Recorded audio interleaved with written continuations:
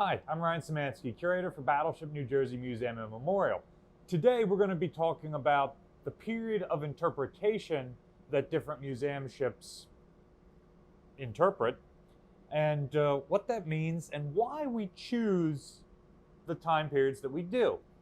This is in response to a lot of the comments we were getting on this video, linked in the description below, which was on which ship I would recreate to turn into a museum ship and why, and would I even do such a thing. So a lot of people in that video brought up that I talked about how all four Iowas are in their 1980s configuration, and it would be cool to rebuild an Iowa in a World War II configuration. People said, well, Ryan, you've got an Iowa, why don't you just return it to a World War II configuration? And well, that's a really great question. Why do we all interpret our Iowa-class battleships in their 80s configurations? And there's a couple reasons for that. Now, the first of all, we're in forward berthing here. This space was always used as a berthing space. However, today it looks nothing at all like it would have looked during World War II, Korea, or Vietnam. The types of beds, the types of lockers, the types of table, the types of tile on the floor, the types of television, the ventilation ducts, everything was altered in the 1980s when the ship was reactivated. The color of the walls.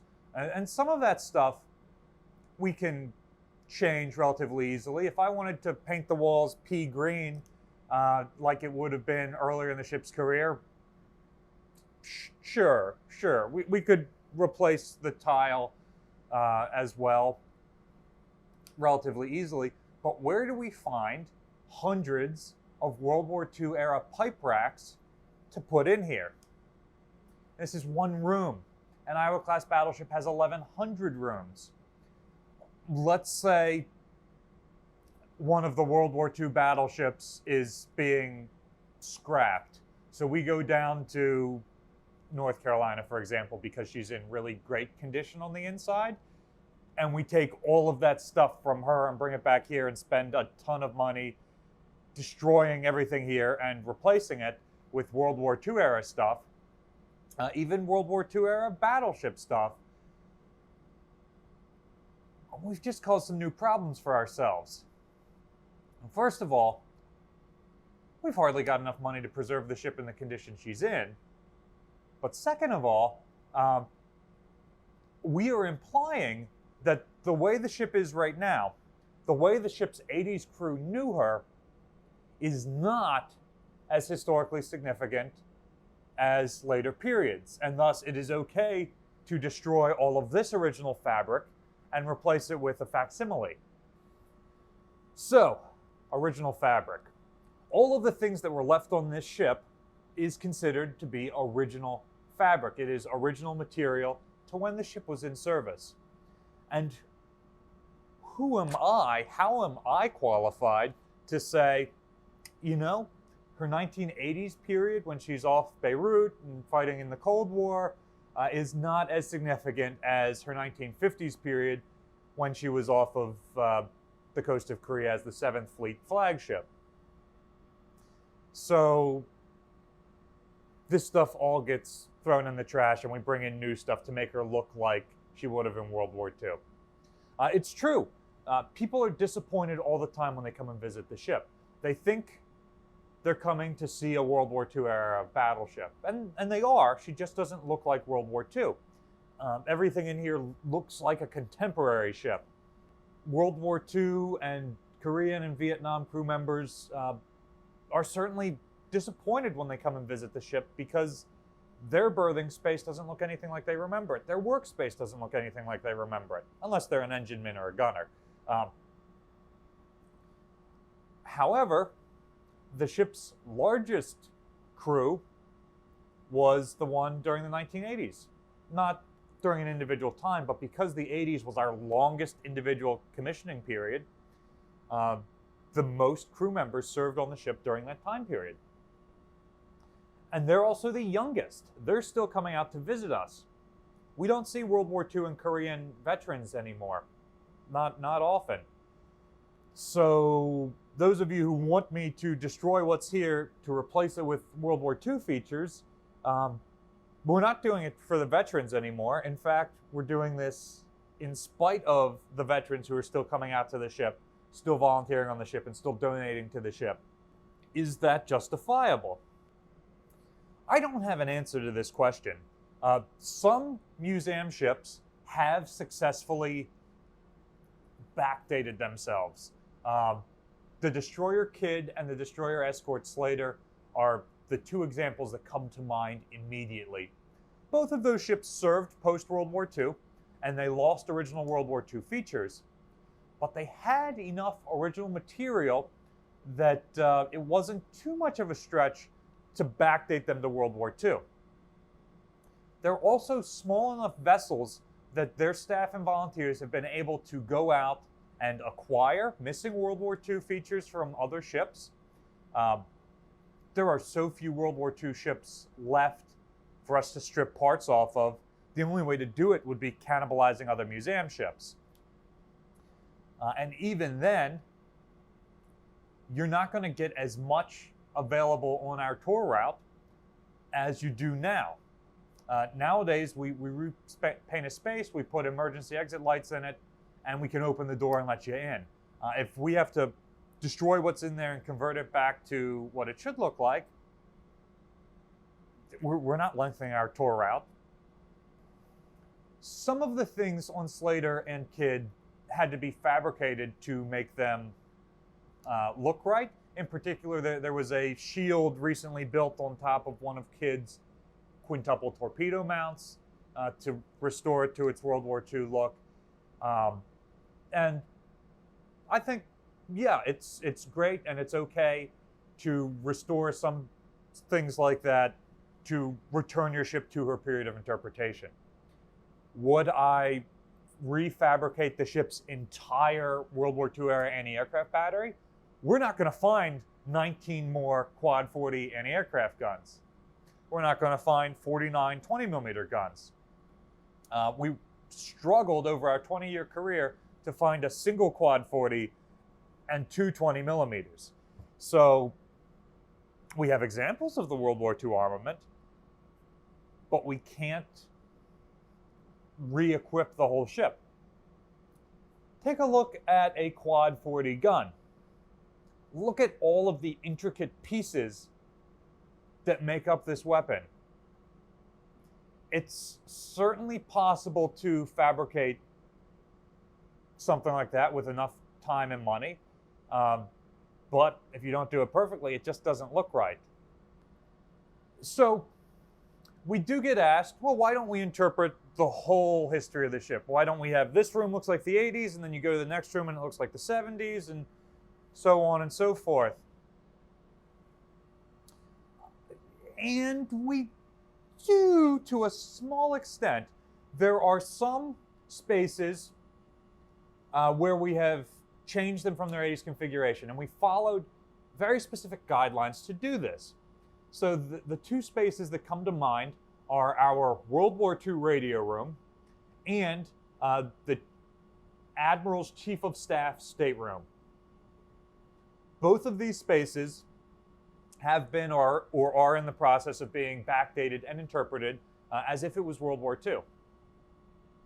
The reason we chose those spaces are they're extremely significant. New Jersey service as a flagship, very important. World War II radio, that's where Halsey gets the famous "Where, I repeat, where is Third Fleet, the world wonders" message. They're incredibly important spaces.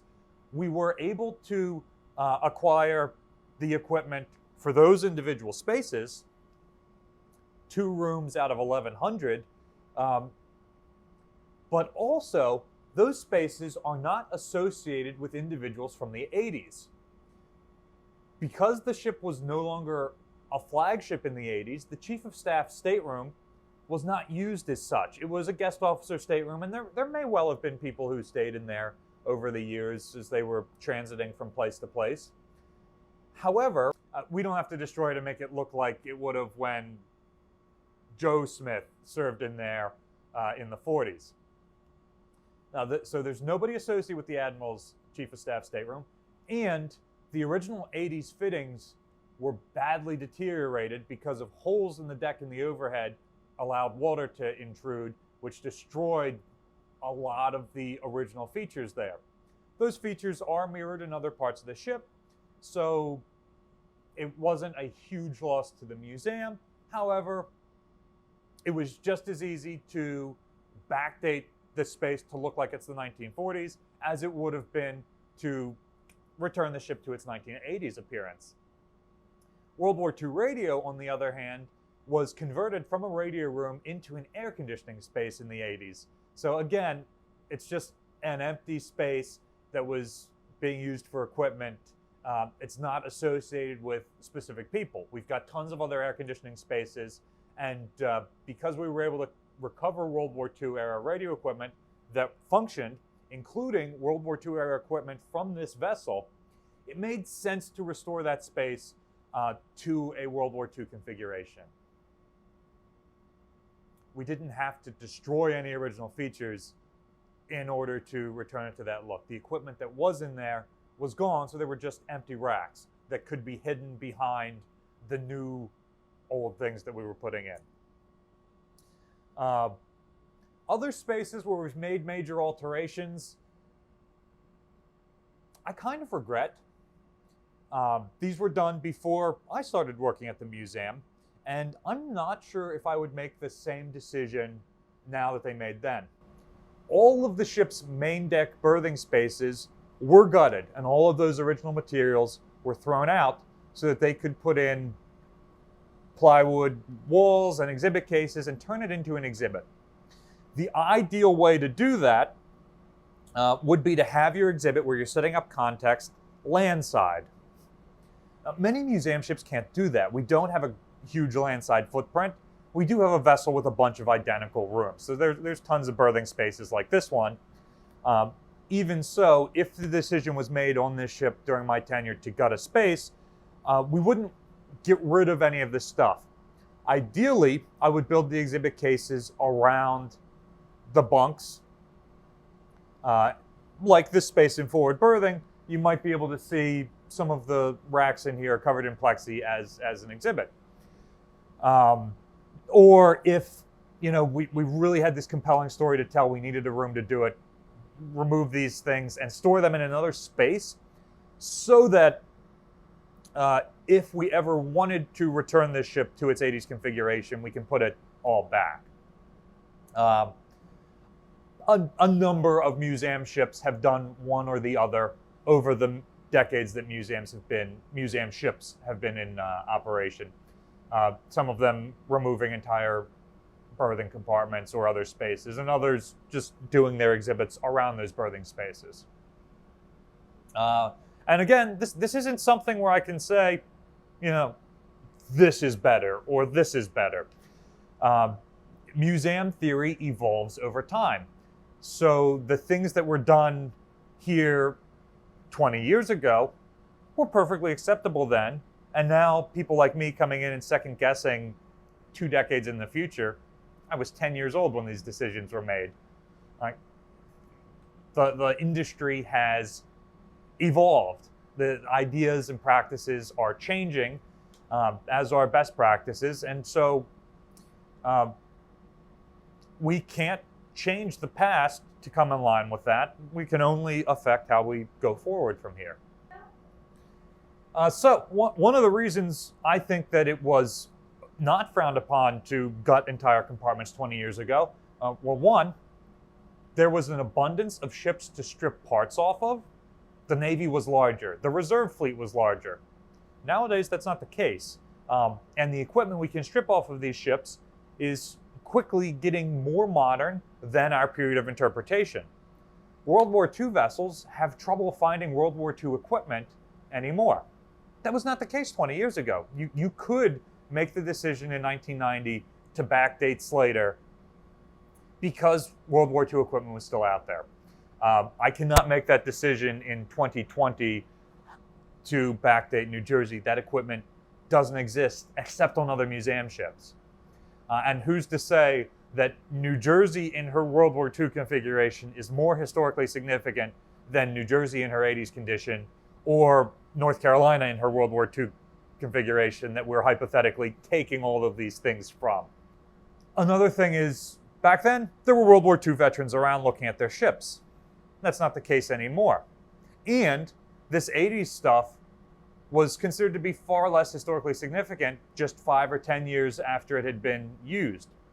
There's something called the 50-year rule, where many people believe something isn't historically significant until 50 years after the fact. Well, there's lots of things challenging that idea nowadays. New Jersey's last period of interpretation, 1991, is not 50 years old yet. However, we do consider things that happened in the late Cold War to be historically significant. Ronald Reagan's presidency was historically significant. The attack on the World Trade Center was immediately recognized as a historically significant event, and very shortly after that occurred, you see people collecting artifacts from that date and a museum being built to honor that date and the victims. So obviously we're not waiting 50 years to interpret what happened. So after this discussion of period of interpretation and period of significance, hopefully you guys have something to think about. I would love to see this discussion continue in the comments section, much like it has on that older video of which ship would you bring back and why. I love seeing these sorts of discussions and participating in it. And this is the sort of stuff that advances the field, so that where we are 10 years from now is going to be completely different from now, based on what you guys, stakeholders in museum ships, are interested in and what you expect to see when you come out and visit these ships. Let us know what your thoughts are in the comment section down below. Can't wait to read them. What do you think is the most significant time period that we should be interpreting on Battleship New Jersey? Battleship New Jersey receives operating support from the New Jersey Department of State and also from a number of other businesses and private individuals. We really appreciate the support you guys in particular, our viewers, have given us over the last 2 years that we've been making these videos. And if you would like to continue to support us, there's a link in the description for ways you can donate. Another way to support us is by liking, sharing, and subscribing. That way more people find out about us and hear about what the museum's doing. Thanks for watching.